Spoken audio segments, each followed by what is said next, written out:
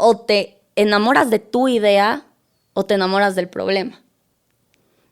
Y yo sí he visto que los emprendedores que se enamoran del problema son mucho más flexibles, tienen mucha más capacidad de pivotear, tienen mucha más capacidad de disfrutar el camino y de no aislarse tanto.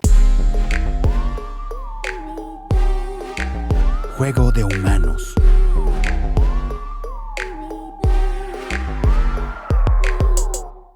Hola, ¿qué tal con todos? Un gusto, otro capítulo más desde Quito, Ecuador. Hoy en una linda tarde junto a Alejandra Peña, una chica que la conocí hace poco, llena de muchísimo, que le gusta ir bastante profundo y que bueno, ya vas a ver un poco más de ella. Es un placer tenerte en el Juego de Humanos. Dale, bienvenida.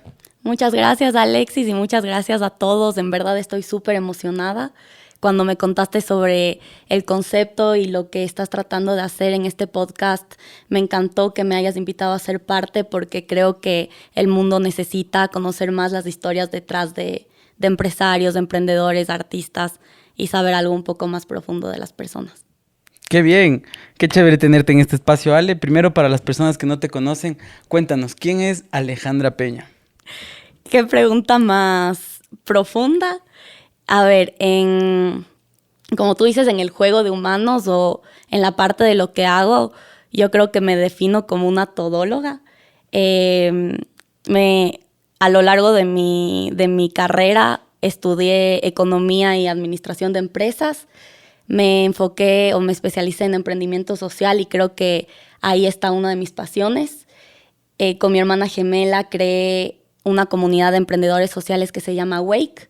Y la idea de Awake es despertar la conciencia humana y hacer que la gente joven sobre todo entienda que pueden crear empresas y emprendimientos que puedan solucionar problemas grandes de nuestra sociedad.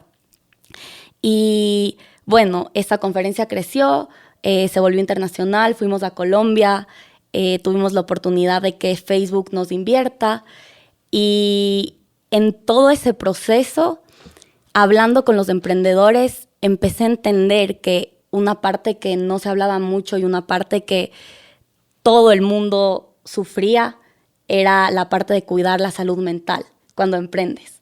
Y porque, como tú sabes, tú eres emprendedor, el emprender está lleno de altos y bajos y muy poca gente hablaba sobre esta parte. Porque cuando tú eres emprendedor necesitas mostrar esta careta de tengo todo bajo control, todo está bien al mundo y nunca puedes decir necesito ayuda, tal vez no estoy tan bien. Entonces, con ese insight que tuvimos, mi hermana y yo empezamos un podcast que se llama Lo que nadie te cuenta para hablar justamente sobre todos estos temas que no se hablan de frente, pero que todo el mundo está sintiendo. Eso es un poco de lo que hago y aparte trabajo en una empresa, en la empresa de mi familia, en el directorio. Súper. Y fuera del juego de humanos, ¿cómo le defines a Alejandra? Soy una persona extremadamente sensible y profunda. Me encantan las interacciones humanas y me encanta ver más allá de lo físico o de lo que está haciendo la persona, sino al humano detrás. Me encanta la neurociencia, la psicología y creo que uno de mis dones es saber escuchar y ayudar a las personas a que se conozcan ellas mismas y entiendan qué vinieron a hacer en este mundo. Interesante, como pueden ver es una persona multifacética y que yo te defino como una soñadora y creadora, porque son esos dos caminos que estás caminando en este juego de humanos. Quisiera saber un poco en este capítulo de tu historia, de cómo ha sido Alejandra, tus primeros años, una chica ecuatoriana de Cuenca, no le escuchan con un cantado, pueden irse al capítulo con Payphone, en donde ahí estamos por Cuenca, y que vean las diferencias. Para la gente que no es de Ecuador y nos esté escuchando. Cuéntanos, Alejandra, ¿cómo fue tus primeros años, tu infancia? ¿Qué matices, qué colores, qué sonidos te vienen a la mente? Ah, wow. A ver, mi infancia, yo creo que fui una niña súper curiosa. Me acuerdo que la mayoría del tiempo pasaba imaginándome o jugando con mi hermana en estos mundos imaginarios, en donde habían como que todas estas criaturas, dragones, hadas, brujas malas, madrastras. Soy la tercera de 5 mujeres. Entonces mi familia... Son todas mujeres. Todas mujeres. Y crecí, compartiendo, soñando, jugando. ¿En Cuenca? En Cuenca. Hasta los 15 años. Y a los 15 años, bueno, ¿te cuento un poco más de mi adolescencia o nos quedamos en la infancia? A los 15 años me fui a vivir un año a Suiza y yo creo que ahí fue como que la primera oportunidad que tuve de mirar hacia adentro, porque estaba en un país completamente extraño. Me acuerdo que sabía francés como que lo mínimo y me fui a estudiar todas las clases en francés. Entonces, para mí fue como que un shock cultural súper fuerte.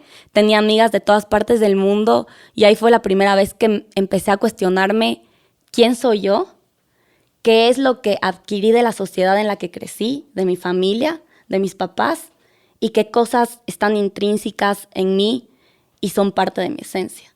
Entonces, para mí, esa experiencia me generó como que todo este mundo interno en donde empecé a cuestionarme un montón de cosas y siempre, después de eso, mi prioridad fue tratar de vivir en la mayor parte de países o de culturas diferentes que pueda. Súper. Entonces tuviste un año por Suiza. Sí. ¿Hiciste el colegio igual allá? Uh-huh. Y bueno, regresaste acá a Ecuador.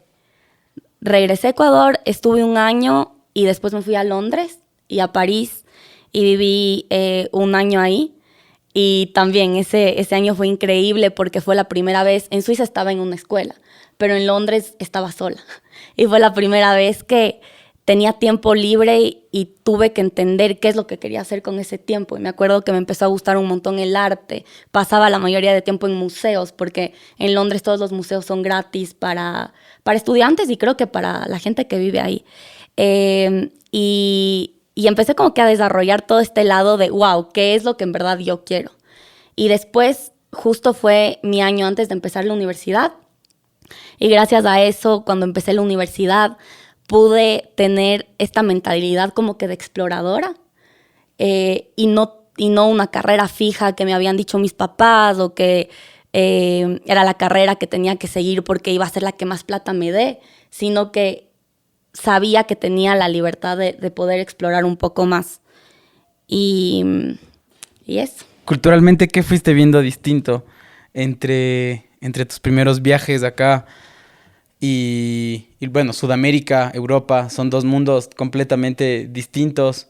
¿Se te reponderaron algunas cosas? ¿Qué, lo que veías tú como éxito cambió? Cuéntame un poco más de cómo fueron esos años. O sea, la definición de éxito creo que es una de las cosas que más me cambió con la experiencia de viajar y de vivir en otros países. Y, a ver, yo creo que yo tuve la misma definición de éxito hasta que me gradué del colegio, de la universidad. Después de que te dije que tuve esta experiencia en Londres, me fui a Boston y estudié ahí mi universidad. Y yo era una persona extremadamente overachiever. Solamente quería alcanzar, hacer, y para mí eso era éxito. ¿Cuánto alcanzas en el mundo material? ¿Qué trabajo tienes? Las notas en la universidad. Y cuando estaba en New York trabajando en el trabajo que siempre soñé y de nuevo ahí en Nueva York la cultura es esta. Éxito es cuánto ganas, qué haces, en dónde vives, qué tienes. Y si tú te presentas, lo primero que te preguntan es, ¿qué haces? What do you do for a living? Y ese es tu chip. Yo soy lo que hago. Y yo tuve ese chip por muchísimo tiempo hasta que un día, me acuerdo, me levanté con taquicardia, con ansiedad. Vivía una vida súper no plena. Y ahí es cuando me empecé a replantear todo y dije, ¿qué es éxito en verdad? No estoy siendo exitosa porque estoy siendo miserable. Aunque en el exterior todo el mundo podría haber pensado que eso era éxito. Yo en verdad me sentía tan vacía. Y ahí es cuando decidí regresar a Ecuador, porque a mí siempre me apasionó y me apasiona nuestro país, me apasiona Ecuador, me apasiona Latinoamérica, todas las oportunidades que podíamos crear, que podemos crear. Y siento que no estaba siendo fiel a eso. Me dejé llevar por lo que los demás creían que era éxito, o la definición de éxito de, en ese entonces, Estados Unidos, Nueva York, en donde estaba. Entonces, para mí fue súper chévere poder regresar y replantearme qué significa éxito para mí. Y éxito para mí es cuántas vidas puedes impactar con tu trabajo y qué tan feliz estás en tu día a día, qué tanto disfrutas hacer lo que estás haciendo. Por ejemplo, ahorita que hablábamos contigo y tú me dijiste, siempre he querido hacer este podcast, siempre he querido comunicar. Esto ya es éxito, el que tú estés aquí teniendo todo esto y disfrutando este momento. Y no necesitas que este podcast tenga 10,000 views y que llegue a 5 continentes. Ya esto es éxito. Y para mí me costó un montón cambiarme ese chip y botar todas las definiciones que había aprendido para en verdad empezar a crear la mía propia. Uh-huh. Vamos viendo cómo hay distintos momentos de la vida que nos van reponderando. En mi caso te cuento, y los chicos que siguen este podcast, vayan un poco a ver mi historia y ahí hablo también de esta parte. Cuando viajé un poco, regresé y en verdad, ¿qué es éxito? Y me estaba yendo por el éxito que el mundo humano y el juego de humanos, cosas creadas por humanos, para humanos, me estaba llevando y no era lo que yo quería. Así que para la gente que tiene la oportunidad de viajar, hágalo, salga, descubra, conozca.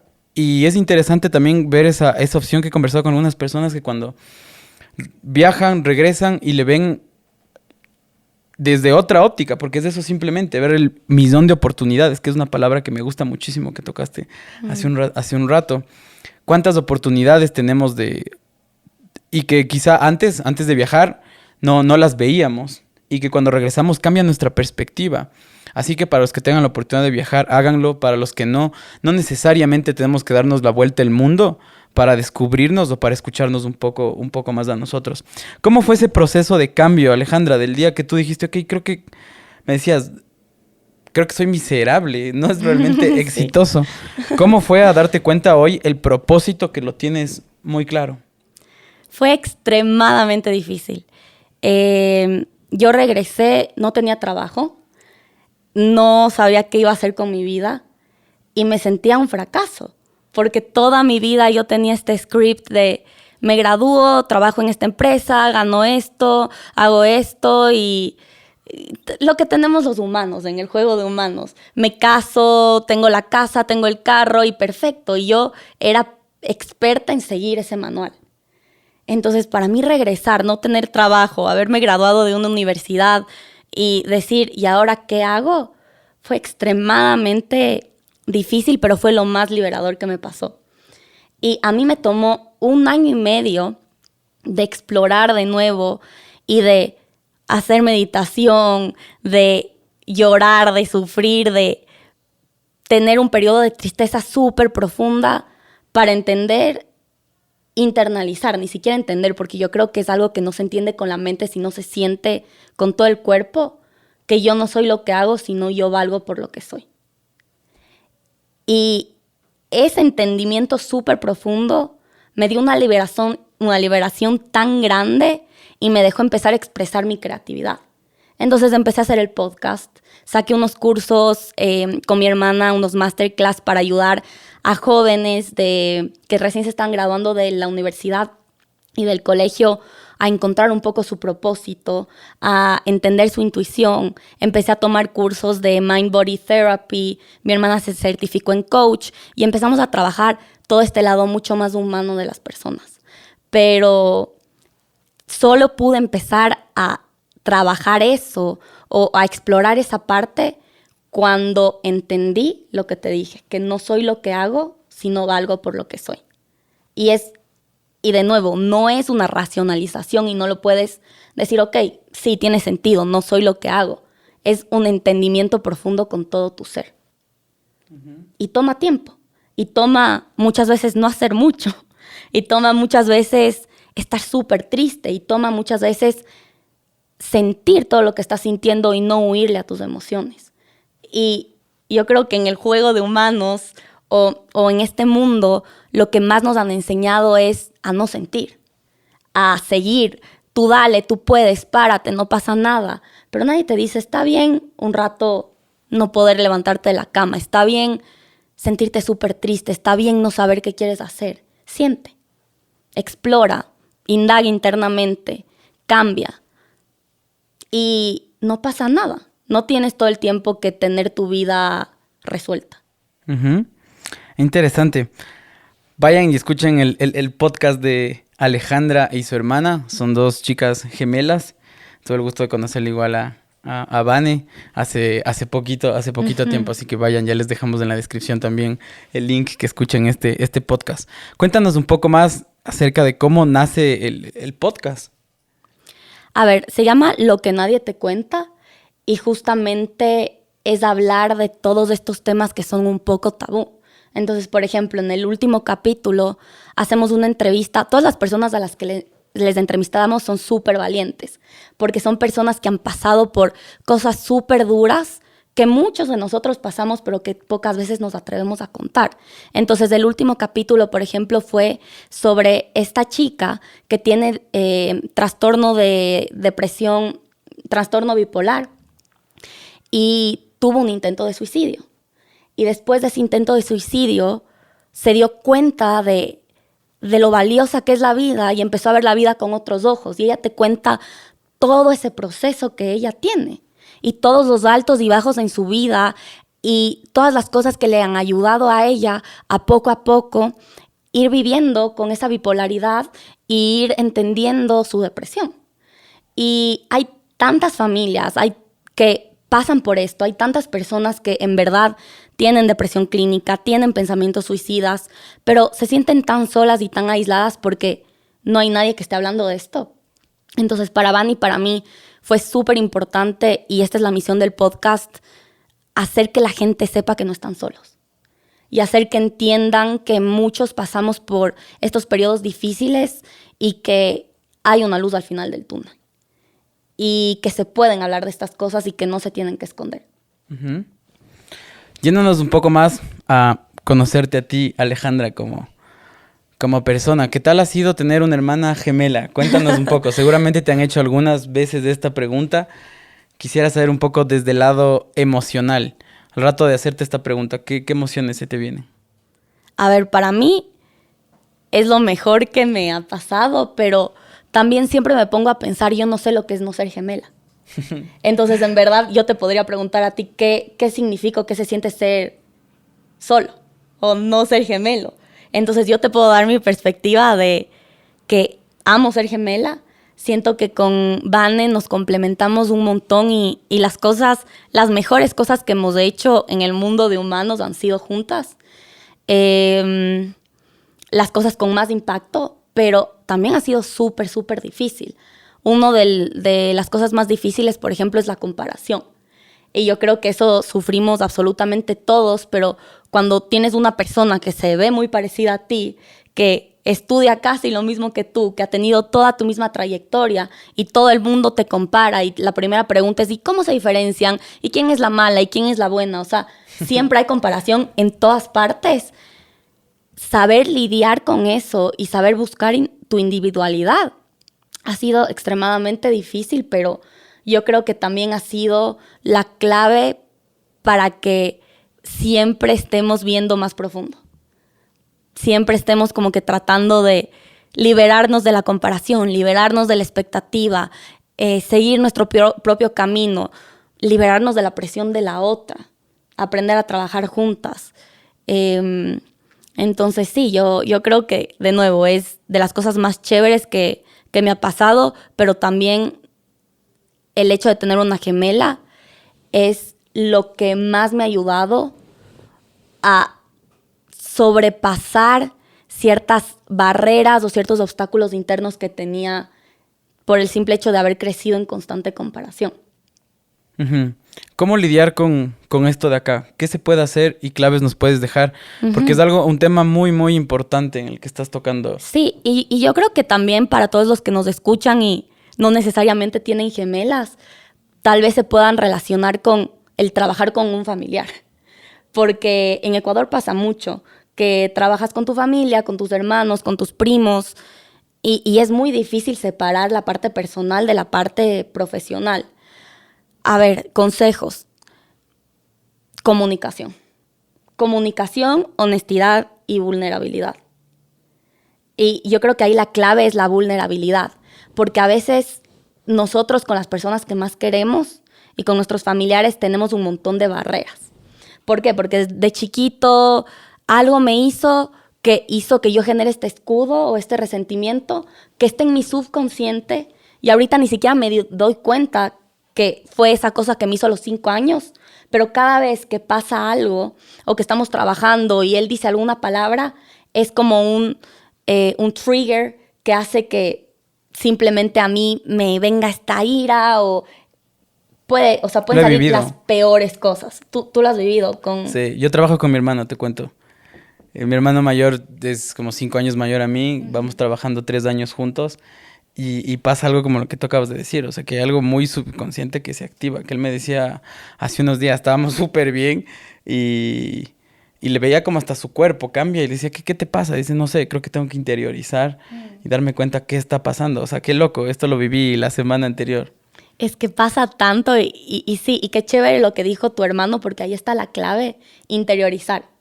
Porque son cosas tan inconscientes.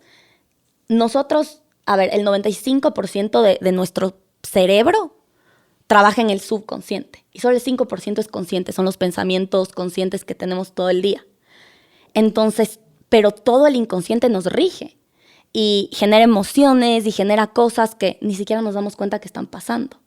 Entonces, si tú no trabajas el inconsciente y lo que dijo tu hermano, si no dices, a ver, algo estoy sintiendo, algo no me está fluyendo aquí por alguna cosa que dijiste y tengo que darme mi tiempo para interiorizar, nunca van a poder trabajar juntos. Entonces, qué chévere que lo haya hecho y eso es lo que hacemos Van y yo mucho, de, a ver, sí, ella dijo, me pasas esta agua y yo salté.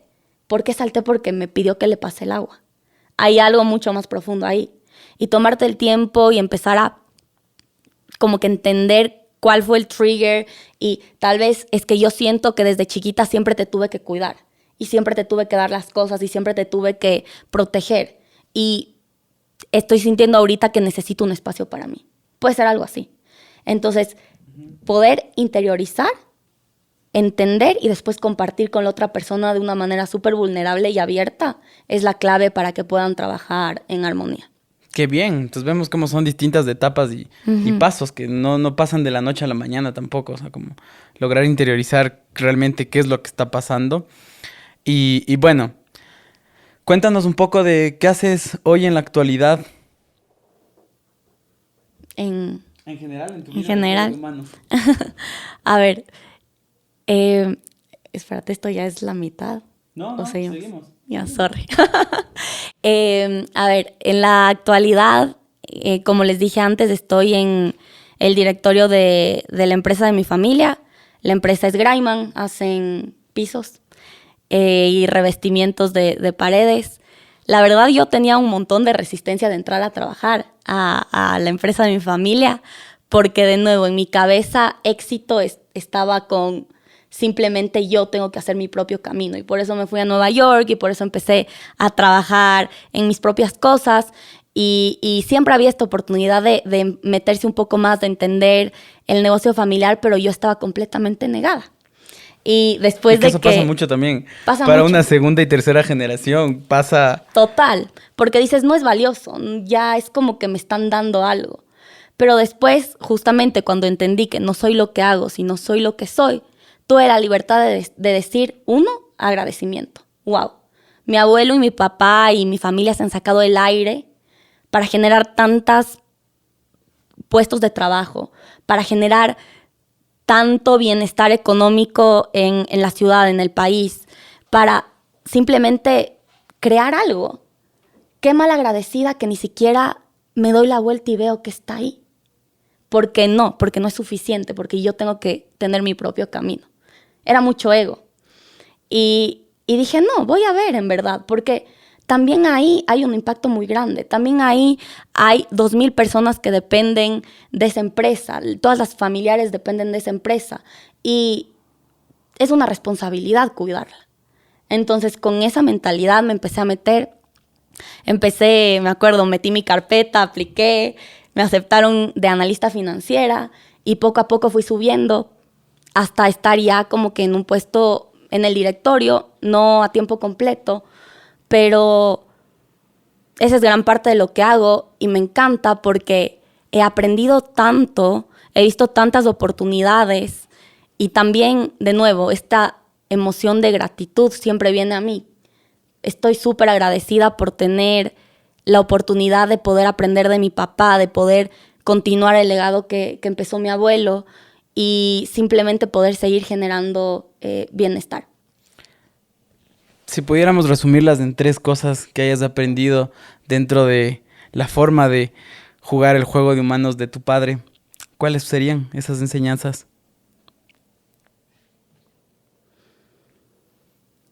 A ver, la primera, siempre que vayas a trabajar con un familiar o a recibir un legado, el sentimiento predominante tiene que ser la gratitud. Y tienes que atesorar lo que te están dando porque hubieron muchos años de esfuerzo, de trabajo. Y el decir, yo no quiero nada que ver con esto, es simplemente no estar agradecido con lo que tienes. 2, siempre puedes aportar. Yo decía, bueno, ya las cosas están ahí hechas, como que no hay mucho que yo pueda aportar, mejor no me meto ahí. Y ahora que he estado trabajando ahí, me doy cuenta que hay tantas cosas que hacer, que hay tantas innovaciones, que en verdad puedes generar tanto si tienes la humildad suficiente de resguardar, cuidar un legado y poder hacerlo crecer. De nuevo, es humildad, es decir, aquí estoy, lista para recibir, tal vez no voy a tener la gloria de ser emprendedor y él o ella empezó esto, pero tienes una satisfacción interna que solo tú vas a saber. Entonces tienes que desarrollar por qué estás haciendo las cosas que estás haciendo. Uh-huh. Bueno, en este capítulo le hemos conocido un poco a Alejandra, un poco de lo que hace con su podcast, su propósito, su historia. Y nada más, ¿qué le puedes decir a la gente que nos está escuchando, que está comenzando a emprender y está dando esos primeros pasos, esos primeros años, esas primeras emociones que quizá en esos primeros años uno está más focalizado en el mundo humano, como que tengo que vender, tengo que avanzar a pagar a la gente, el producto tiene que salir y de paso no se está dando cuenta cómo se está consumiendo como persona? ¿Qué les puedes decir? Concéntrate en el para qué. Es tan importante, uno, que seas súper honesto contigo mismo y te preguntes ¿para qué estoy haciendo lo que estoy haciendo? Y si la respuesta viene para tener reconocimiento, para tener plata, para tener X o Y que sea externo, probablemente va a haber un punto en el que te quemes. Probablemente va a haber un punto en el que ya no puedas avanzar más porque simplemente la motivación no es lo suficientemente fuerte. Pero si el para qué viene con quiero mejorar la vida de X cantidad de personas, quiero dejar una huella en el mundo, quiero resolver este problema, o sea, si el para qué es súper claro y ese para qué tiene propósito e impacto, de todos los emprendedores que yo he conocido, los más resilientes y los más exitosos son las personas que tienen ese para qué súper claro y ese para qué es trascendental. No va enfocado en ellos mismos, sino en generar un beneficio para la sociedad, la comunidad o para los demás. ¿Nos puedes compartir 3 podcasts, libros o charlas que tú creas que les pueda servir a la gente que nos escucha para ampliar su conocimiento, su perspectiva sobre todo, su visión de vida? A ver, un libro me encanta leer, se llama The Big Leap, el salto, no sé en español cómo se llame, El salto grande, tal vez, de Guy Hendricks. Ahí tal vez le pueden poner el nombre acá abajo para que, para que lo puedan ver. Pero te ayuda un montón a superar tus limitaciones autoimpuestas, a superar esos límites. Él le dice the upper limit. Esos límites que tú solo dices, ok, ya no puedo ser más feliz que esto, ya no puedo ser más exitoso que esto, ya no puedo tener más plata que esto, y te autosaboteas. Entonces él te ayuda a entender esos procesos internos y a descubrir tu zona de genio. Ese es un libro que a mí me ha cambiado la vida y me parece increíble. Un podcast que me encanta es el de Mind Valley. También le pueden poner aquí. Ahí invitan a... Mind Valley es como que esta empresa que tiene cursos súper innovadores. No sé si tú has escuchado. No los he escuchado. Bueno, cursos súper innovadores desde empresarios de Silicon Valley hasta manifestación, cosas súper chéveres. Y Vishen Lakhiani es el fundador y él tiene este podcast en donde invita a diferentes personajes y también tiene un lado mucho más humano de entrevistarles. Y el otro podcast que me encanta, que también va sobre estas líneas, es el de Jay Shetty on Purpose, que es este monje inglés, que era monje por 2 años, 3 años, budista, dejó de ser monje, volvió a Inglaterra y empezó como que toda esta empresa para ayudar a que la gente y los empresarios entiendan su propósito y vivan una vida mucho más alineada.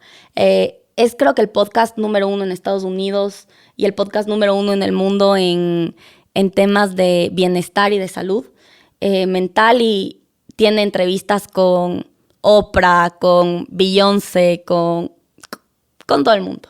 Y también de un lado mucho más profundo y humano. Esas son mis 3 recomendaciones. Súper. Bueno, encontrar espacios de vulnerabilidad. Este capítulo se llama Las frustraciones del emprendedor. Lo grabamos en octubre de 2021. Como el internet es chistoso, se queda congelado, va a estar ahí para toda la vida. Es extraño. Y estamos con Bow levantando nuestra ronda pre-seed en un segundo pivot. Y han sido 3 años llenos de muchas emociones.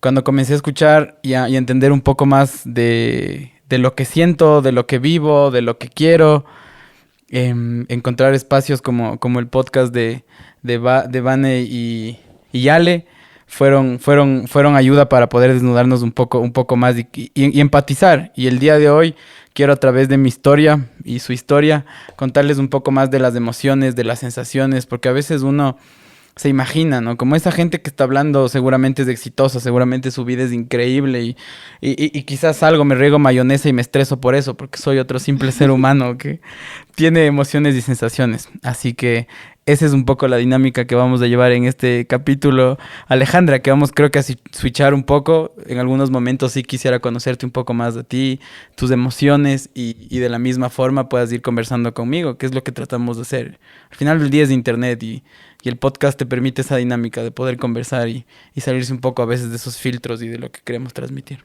Increíble, me encanta porque siento que es tan necesario tener estos espacios y sé que van a haber muchas emociones y frustraciones que tú y yo como emprendedores hemos sentido y que el 99.99% de los emprendedores sienten, pero tal vez no se hablan mucho. Entonces me emociona mucho este capítulo porque sé que van a salir cosas súper profundas que pueden ayudar a toda la gente que nos esté escuchando.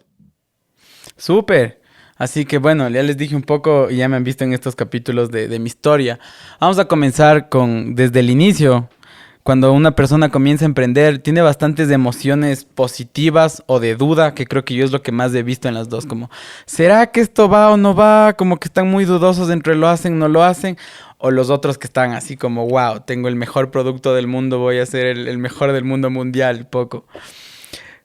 ¿Cómo ves esas primeras emociones? Empecemos ahondando, que vamos a llevar por ese camino. Hay la curva de las startups que saca Y Combinator, que me gusta mucho. Como comienzas en los cielos, comienzas a volar, nadie te compra tu producto, bajas, aterrizas en la realidad, entras en un proceso de depresión y dices, ok, o sigo o me voy y entras a al valle de la muerte, cuando no tienes dinero, cuando se te empieza a ir gente, cuando pasan cosas que cada uno vivirá en su journey. Y después, pues, comienza, ok, ya encuentro un espacio. Yo creo que hay ese cambio de mindset de dejar de estar enfocado en mi producto y me voy a enfocar en problemas que están habiendo, dolores que tenga la sociedad. Y bueno, después ya comienzan emociones un poco más positivas, que creo que es lo que recién estoy experimentando. Ahora siempre ha sido positivo, pero lleno de eso. En el capítulo que hablamos con Juan Daniel Nebel, me gustó una frase que habla como, en una startup sientes cada 3 días que se acaba el mundo. Y es así. Así que bueno, vamos a ahondar en este capítulo, en todo este viaje que les acabo de comentar. Y comenzamos desde la primera parte. ¿Cómo ves esos primeros emprendedores, Ale, en esas emociones iniciales cuando estás comenzando un proyecto? A ver, mi hermana y yo damos un montón de conferencias justamente a personas súper jóvenes, tal vez que tienen 18, 19, 20 años, que quieren empezar a emprender. Y la pregunta que más se repite, y tal vez es la emoción predominante antes de lanzarte a emprender, es el miedo. Siempre nos preguntan, ¿qué hago con el miedo? ¿Cómo emprendo si me muero de miedo? Entonces yo creo que esa es una emoción súper importante de entenderle. Es una pregunta que me encanta responder porque siento que se ha repetido tanto que sé que mucha gente tiene esta duda. Y siempre nos preguntan, ¿cómo supero el miedo? Esa es la pregunta. Iván y yo, la respuesta que les damos es que el miedo no se supera. Tú como emprendedor, y sé que a ti te ha pasado esto, me puedes dar la razón o no, pero tú como emprendedor vas a tener miedo en todo el camino. Como tú dijiste, de esta curva de altos, de bajos, y de que el mundo se está acabando cada 3 días. Y cada vez que vas a hablar con un inversionista, cada vez que te mandan el email de si te aceptaron o no al programa de aceleración, ¿te entra un miedo? Entonces, la pregunta no es cómo supero el miedo, la pregunta es cómo vivo con el miedo. Y la manera más fácil de aprender a vivir con el miedo es aprender a verle al miedo como aliado, a verle al miedo como tu amigo. Entonces, para mí, lo que siempre digo es, el miedo no es malo. El miedo es solo un indicador que estás haciendo las cosas bien y que te estás atreviendo a salir de tu zona de confort. Entonces, no le huyas al miedo. No pienses que le tienes que meter al miedo en un cajón. Siéntele, que te acompañe, y cada vez que tengas miedo, agradécete porque te estás atreviendo a hacer algo que no te atreviste probablemente antes. Porque cada vez que tenemos miedo es porque estamos finalmente saliéndonos de esa zona cómoda en la que estábamos viviendo por mucho tiempo. Uh-huh. Luego ya te lanzas, llega esa siguiente emoción de felicidad, creo que hasta un poco de ni escuchas a la gente. A mí, no sé, voy a contarles mi propia experiencia. Yo recuerdo ciertos meses en las que ya dejé hasta de salir, no tenía amigos, comencé solo súper como no, y cuando hablo con otros founders de startup veo que pasa eso, como, oye, tomémonos un café a las 7 de la noche. No puedo, sabes que yo siempre trabajo todos los días hasta las 9. Ni siquiera se sabe qué vas a hacer, pero no, yo tengo que estar todo el tiempo activo haciendo las cosas porque todo está por encima todo el tiempo en un mundo así de demandante. Ampliemos y hondemos estas emociones que pasan, que yo creo que van por 2 lados, que a mí me pasó como un lado de soledad y de comenzar a perderse, y hay cosas que quise encontrar la respuesta, y creo que nos pasa mucho a los millennials, centennials, estamos justo en ese cambio generacional entre millennial y centennial, que hay muchas cosas que un estudio de mercado se da desde salir a conversar con una persona que está en ese espacio, y yo recuerdo que me pasaba 4 horas en Google viendo distintos reportes, distintas cosas, que es otro espacio de exploración, sí, también es importante, pero que no salía ni a tomarme un café y saber la realidad de lo que está pasando en la sociedad y en la industria en donde yo estoy, y que cuando a veces alguien venía con un comentario, aceptaba lo positivo, pero otras cosas que no eran quizás negativas, pero opciones de mejora o de quizás si es que la cosa va por acá, uno se ciega, porque está tan enamorado de lo que está haciendo. Qué chévere, sí. Esa es la base de la luna de miel. O sea, como que el enfoque completo e intenso en lo que estás haciendo y todo lo demás deja de existir. Y generalmente ahí viene el famoso burnout, cuando te quemas, porque estás tan intensamente enfocado en eso que simplemente somos humanos. Necesitamos la parte social, necesitamos la parte de escuchar música, ir a ver un concierto, la parte de entretenimiento. No podemos solamente trabajar. Y a veces los emprendedores tenemos esta, como tú dijiste, esta necesidad de sentirnos ocupados, porque pensamos que mientras más ocupados, más progreso estamos haciendo. Y es la mentira más grande que nos pudieron contar. Es totalmente lo opuesto. Y como tú dijiste, tal vez estamos tan encerrados en nuestra mente y en nuestra solución y tan enamorados de nuestra idea que nos olvidamos de si la idea sí tiene un product market fit. Si la idea en verdad es una idea buena que la gente te va a comprar, necesitas validación. Sí, entonces sí, a veces como que estamos tan obsesionados con sacar esa idea como nosotros queremos que nos olvidamos completamente de que si esa idea es o no una idea que va a tener un impacto. Y yo creo que ahí tienes dos caminos. O te enamoras de tu idea o te enamoras del problema.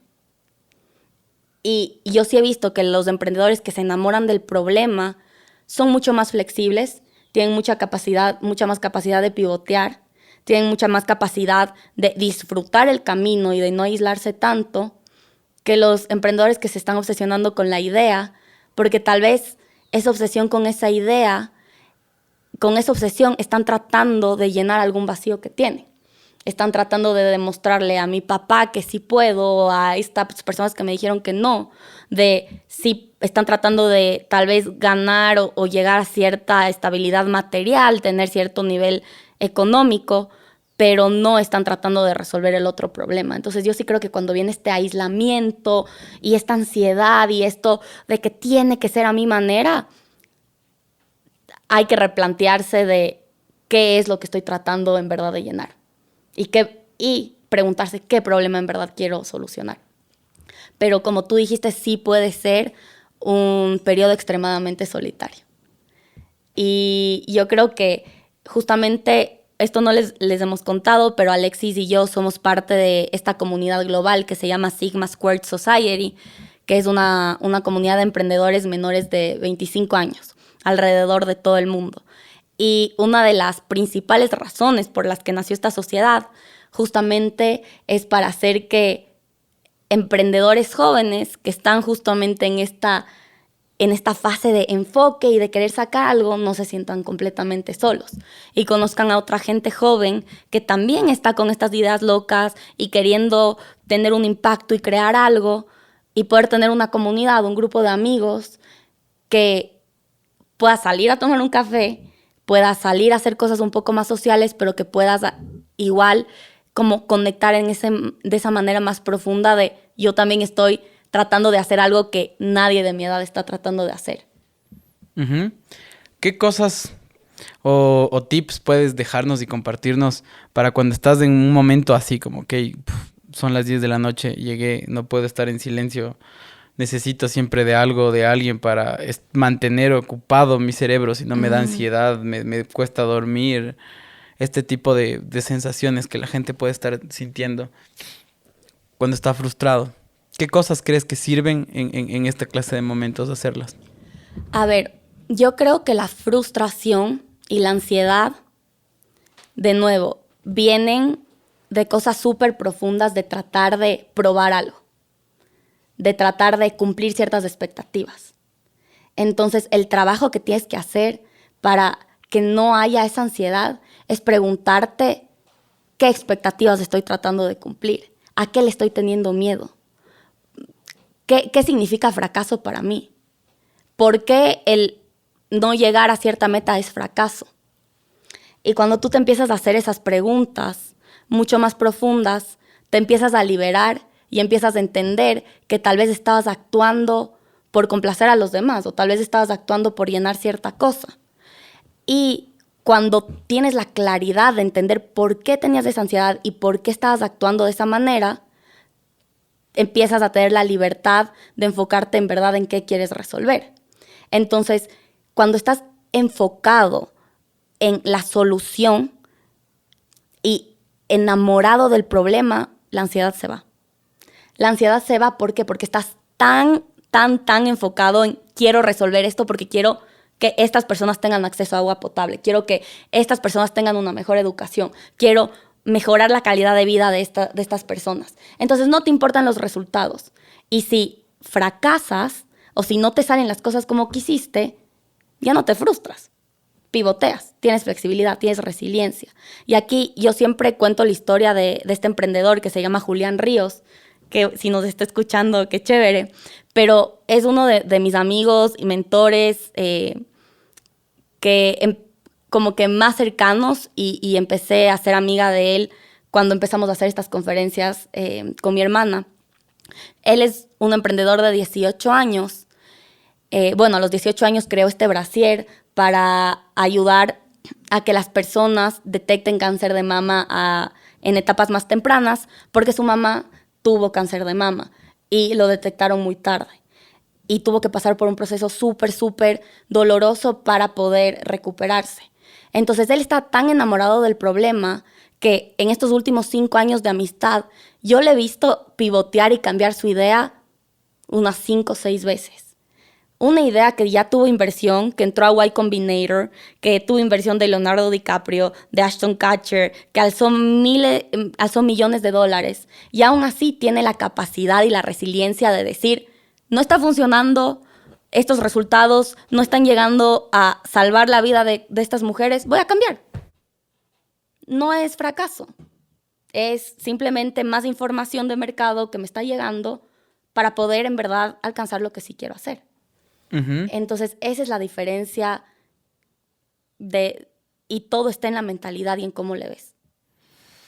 Bastante interesante esta parte que hemos estado conversando y vemos primero, desde el lado emocional, como que lo mejor es enfrentar ese miedo, conocerse, enamorarse del problema, pivotear rápido. Yo creo que es algo muy importante. Muchas veces nos quedamos a la espera del producto. Yo recuerdo no sacar un producto porque no está increíble, con todas las cosas y features y detalles que yo quiero, que cuando lo sacas quizá ya es muy tarde. O quizá ya el mercado con algo que sacaste más fácil, te lo testeaste y te lanzaste. Y en esta historia que nos cuenta Alejandra, tener también la valentía de decir, ok, no estoy haciendo lo que hago.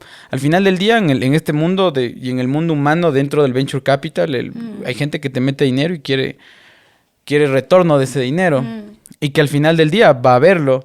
Pero que en ese camino no tengas miedo a resolver el problema. Que el objetivo no es el KPI más importante no es cuánto estoy facturando, sino cuántas vidas estoy salvando y estoy cambiando en este caso. Entonces, tenerlo siempre muy, muy en cuenta. El enfoque. Y ahí yo quiero agregar algo porque es súper importante lo que tú dijiste de la presión de los inversionistas, porque te meten plata y obviamente viene esta presión de que tienes que cumplir ciertas expectativas o ciertas métricas que acordaron.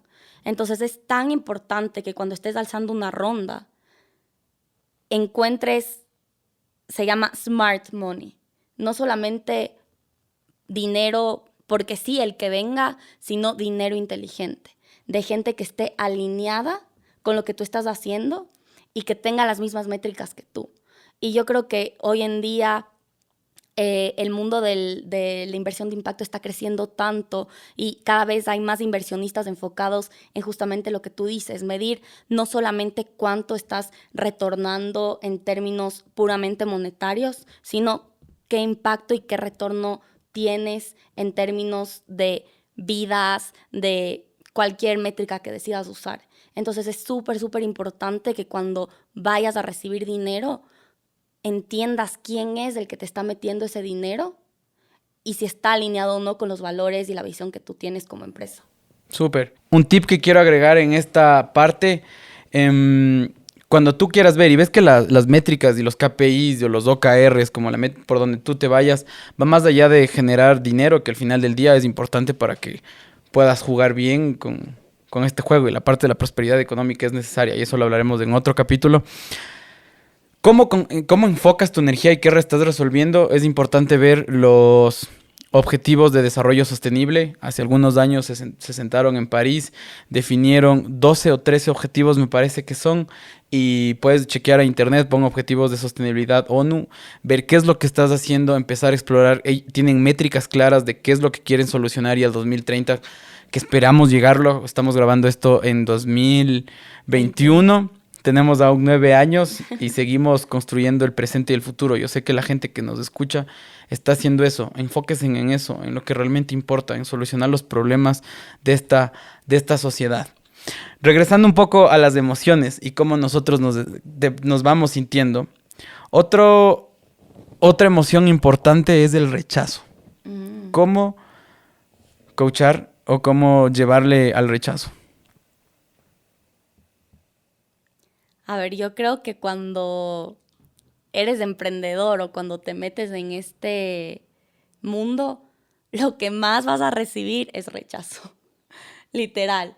O sea, cuántas puertas, yo me acuerdo con Awake, cuántas puertas tocamos que nos dijeron que no, siempre vas a recibir rechazo. Y lo importante es no identificarte con el rechazo. Es no pensar que ese no tiene algo que ver contigo.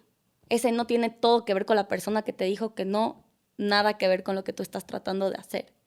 Y por cada no, por cada 10 no, va a haber un sí alineado.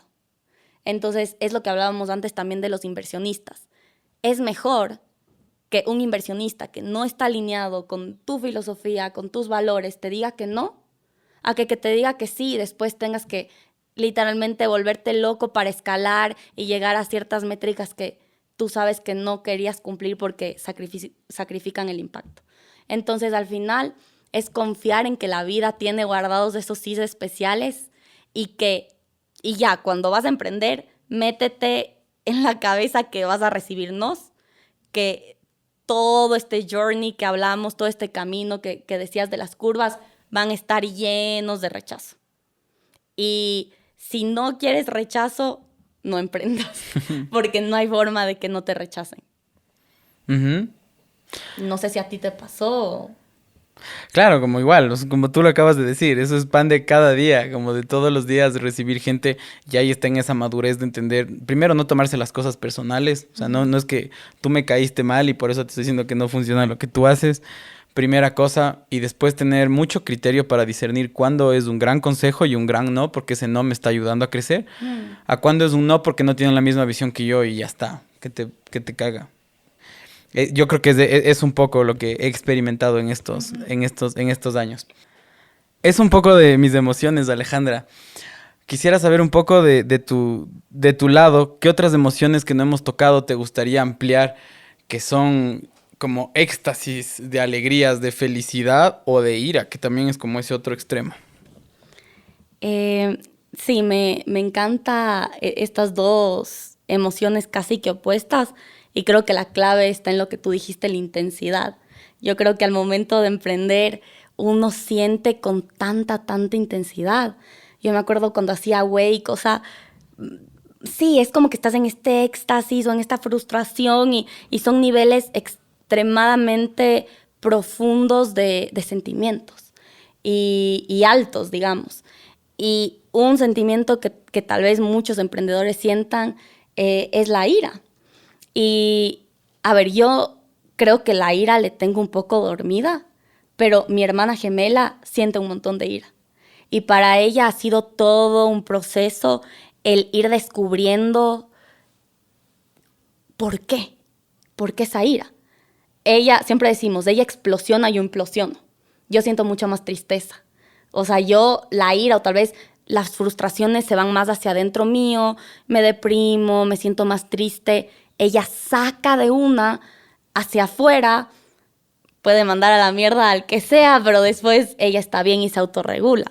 Entonces, conversando con ella ha sido un trabajo súper chévere porque siento que la ira es algo que experimentamos muchos o no sé si a ti te ha pasado como emprendedor que sientes ira, pero lo que ella se dio cuenta es que esta ira, detrás de esta ira súper fuerte, está el amor. Y tú sientes tanta ira por algo o tanta frustración porque quieres proteger algo que amas. y porque te importa tanto lo que estás haciendo que simplemente no te puedes imaginar que no salga bien. Y no te puedes imaginar que alguien no se esté interponiendo entre eso que estás amando tanto y que sea un resultado real. Si alguien se interpone, si algo se interpone, sientes como que esta rabia y solo quieres explotar y quemar y todo lo que se esté interponiendo en el camino. Pero entender eso es súper lindo porque a veces uno siente la ira y siente culpabilidad. Porque desde chiquitos nos han enseñado que la ira tal vez no sea algo bueno o no, cuidado, tienes que controlar tu ira. Pero, de nuevo, si le ves que la ira, te estás teniendo tanta ira porque en verdad te importa demasiado lo que está abajo, empiezas a tener una mejor relación con la ira. Y sí, yo no digo que es bueno explotar y mandar a la mierda y simplemente... Espero que sí haya como decir mierda aquí, pero bueno, simplemente explotar, porque puedes hacer mucho daño, pero cuando empieces a sentir esa ira que no controlas, respira y entiende y agradécele, porque te está diciendo amas mucho lo que estás tratando de proteger, pero no necesitas lastimar a alguien más en el camino. Y tómate unos momentos de descanso, porque la ira es una emoción y las emociones son rápidas, los sentimientos son más duraderos. Entonces la ira, si tú no actúas en la ira, se te va a pasar. No vas a estar con ira toda la tarde. Es algo rápido, fosforito. Entonces agradécele porque abajo hay amor. Tómate un respiro, 3 respiros. Trata de no actuar y no gritar y no hacer daño a la gente que está a tu alrededor. Pero no sientas culpabilidad. Ujú. Y bueno, hemos dado una pequeña pizca súper rápida que queremos que despertarles conciencia, que se escuchen un poco más a ustedes, que entiendan un poco más sus emociones. Hay un libro bastante introductorio que me gusta mucho de Daniel Goleman, La psicología de las emociones. Hay otro que es Focus también. Vayan por ahí. Alejandra en el otro capítulo igual les recomienda, así que les recomiendo irse al otro capítulo también. Y nada, ha sido un placer tenerte en este espacio, Alejandra, y espero verte muy pronto por acá. Muchas gracias por este espacio, por generar este tipo de proyectos en donde se pueda conversar tan abiertamente y tan humanamente. Y sí, espero volver a estar por acá algún rato. Suerte. Muchas gracias. Gracias.